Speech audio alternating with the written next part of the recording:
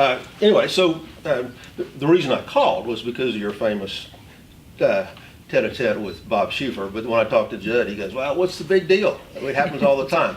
So I thought we'd just talk about how do you decide that it's the right career move to become a punching bag for somebody else? Just Sure. so talk about that, and then. Well, for me, it's not. It's more important that we elect a president who will appoint judges to the bench who will have the conservative values and background that will put a stop to some of the overregulation that we have at the federal level. And so for me, the presidency, this go round, not only do we have the Supreme Court nominees, but also all the federal judges across the country that are so important. And we have an out-of-control federal government, so supporting a candidate in Mr. Trump who will change the nature of Washington, D.C., hopefully will change the head of some of these agencies and will stop some of the regulations that are hurting Arkansans, Arkansas families and businesses. Mm-hmm.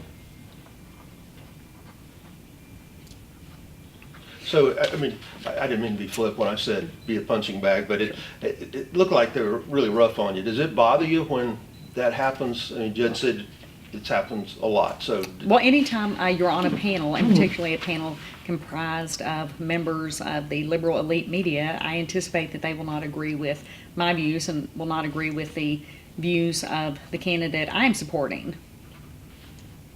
And unfortunately, that's what we had on that panel. But it's happened on other news outlets as well. I'm guessing what happened after the debate wasn't a surprise. Has there been a panel like that where you were surprised by the reaction from your Well, I'm fellow surprised at the, unfortunately, too many have been misinformed that this panel occurred after the debate. It actually occurred about 2 hours before the debate. And this particular panel and the questions were misleading because the poll that was quoted in the panel talked about their 74% of Americans cared about whether or not Mr. Trump released his taxes. That was not the question that was asked in that particular poll. And the point I was making to Mr. Schieffer's barrage of questions was that most Americans care about the economy, they care about terrorism and national security. And that's why you see every single poll that's taken that those are the two top issues by and large. And it doesn't matter if it's Gallup polling, LA Times, New York Times.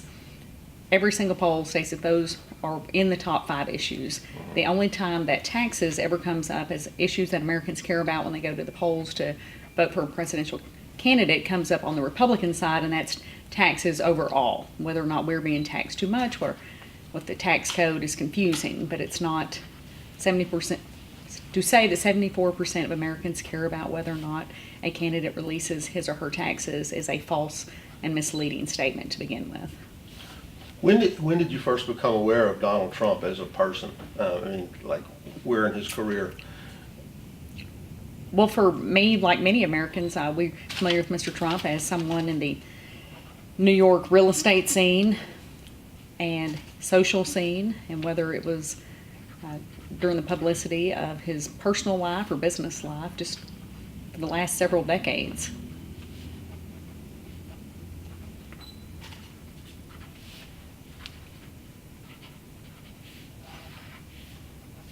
And how did you come to take such an active role? The term surrogate, Trump surrogate, that's Sure. what we're serving as. Is that an official title for a group of people? Or? Sure, there are a number of us that are official surrogates for the campaign that are in contact with the campaign on a daily basis, if not more than once a day, receiving information from them, talking to them, meeting with the candidate, meeting with advisors. I had said from the onset that I would support the Republican nominee for president. Certainly my first choice was my former boss and our former governor, Mike Huckabee. And once Governor Huckabee dropped out of the race, I said that I would wait and would be committed to the eventual nominee, and that individual is Mr. Trump. Again, I'm concerned about the direction our country is heading under this current administration, with all the regulations, the overreach, and certainly the potential appointees more so from another Democratic president. Hillary Clinton has shown that she is dishonest, everything from Benghazi to talking to the FBI to her server and her private server in the basement of her home.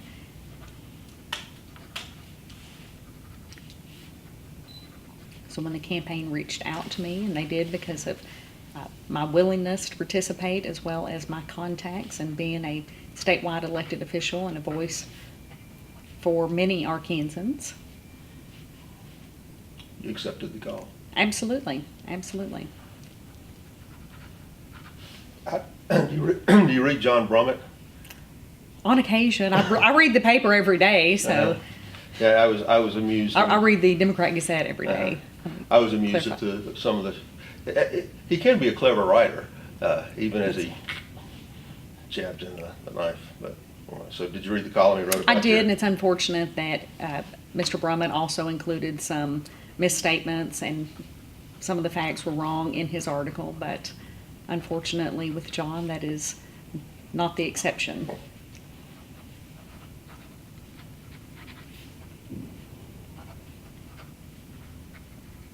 So you'll forget. I'm not a lifelong resident. I've only lived here since 2003. So did you know Hillary Clinton at all? When I know there's a bit of an age difference. There is, and I have been around Secretary Clinton and President Clinton over the years, as many people in Arkansas had been because of their long service in the governor's office as well as here in the Attorney General's office.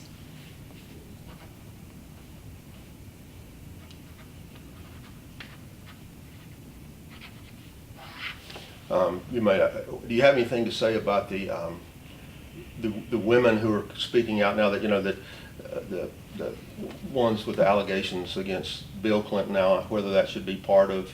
I know Mr. Trump has taken some criticism for bringing it up, but I think she started it when she said something about him being a pig himself or something. Not exactly. Well, as I've stated, that it's once Secretary Clinton raised this issue of Mr. Trump's treatment of women, then we look not to Bill Clinton's infidelities, but rather Secretary Clinton's treatment of the women who engaged in that conduct with her husband. And she set out to destroy those women, destroy their stories, numerous accounts of how she treated those women, $100,000+ to a war room known as, to combat the bimbo eruptions during his 1992 campaign. These stories are not new, but again, the focus is not on President Clinton's actions, but rather on Secretary Clinton's actions toward women. Mr. Trump has a long history of employing women, promoting them. A lot of people thought that Mr. Trump pulled his punches maybe in the debate. There were several low-hanging pitches maybe. There was an opportunity to maybe mention Benghazi, an opportunity to mention the emails. Do you anticipate any of that, the campaign ratcheting up the discussion of that at all? Well, the campaign has been talking a great deal about it. Unfortunately, it has not received the same amount of coverage as issues that Americans do not care about, but they do care about national security. And both the Benghazi as well as Secretary Clinton's treatment of confidential classified information have to do with national security. And hopefully that will be discussed more in the national narrative in the media, but certainly the campaign has been focused on it. I am hopeful that Mr. Trump will discuss this more in the debate, and hopefully the moderators will ask Secretary Clinton more questions about it.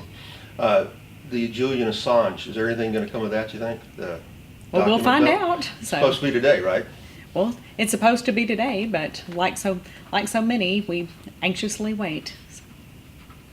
Okay, so again, I hate to be the local yokel, but that's who we are. But so back to the Schieffer thing, is there anybody that's been any rougher, or do you even notice? I mean, are you just so well seasoned at this point that? Well, quite frankly, any time that I am interviewed by someone who disagrees with my candidate's views or my views, then they are very combative, and that's Bob Schieffer. Unfortunately, was no exception to that. But it was, as any other panel I've been on or questions I've been asked where they disagreed with my views, and unfortunately I wasn't allowed to finish those sentences. But again, this is what happens when you have a dishonest question being asked based on a poll that was not reflective. And the fact that it was billed, that it was a panel after the debate as opposed to pre-debate, is exemplary of that dishonesty. So did a lot of, again, honing in on this one, did a lot of your friends call? I'm sure you've gotten support from people say, well, Oh, sure. I think many people were, they tuned in to it because it was occurring around the debate. I have been on 40 to 50 national media hits, a number last week, certainly during the Republican National Convention, before and after my primetime speech at the convention. So we have received a great deal of media questions, being a surrogate for Mr. Trump. So I didn't think that much of the CBS interview, that it was any different than others. And anytime someone questioning me is rude and overbearing and yelling at me, and I don't think much of the interview. I much more prefer polite dialogue and discourse, as does the American public. Jay, we probably have a couple more minutes. okay. Well, let me just throw it open to you. Is there Sure. anything that you need to say or get off your chest that you hadn't had the chance to yet? Well, no, I think Arkansans are excited about this election. I think they are overwhelming support of Donald Trump, not just in the primary, but that he will win by extraordinarily large numbers here in the state, which I believe speaks volumes to Secretary Clinton. Arkansans know Secretary Clinton, and they know that they don't want her back. They don't want her back in the White House. They don't want her back in Arkansas. They don't want her back in charge. And we probably know her best because of the years that the Clintons lived here, because of the years when her husband was in office and she was the first lady. So what do you, what's your, I can imagine what your hope would be. What's your expectation of the final tally on November 9th? Or November 8th. So final tally on the 9th, the next day, will be for Arkansas or nationwide? Nationally. Well, I think there is a true groundswell. I think that Mr. Trump has the momentum that you're seeing in the polls, that it is either extraordinarily close within the margin of error, or he has taken a lead in a number of states, such as in Pennsylvania, where Secretary Clinton is having to campaign today. That should have been a given to her. That 4 years ago, President Obama had Pennsylvania locked up.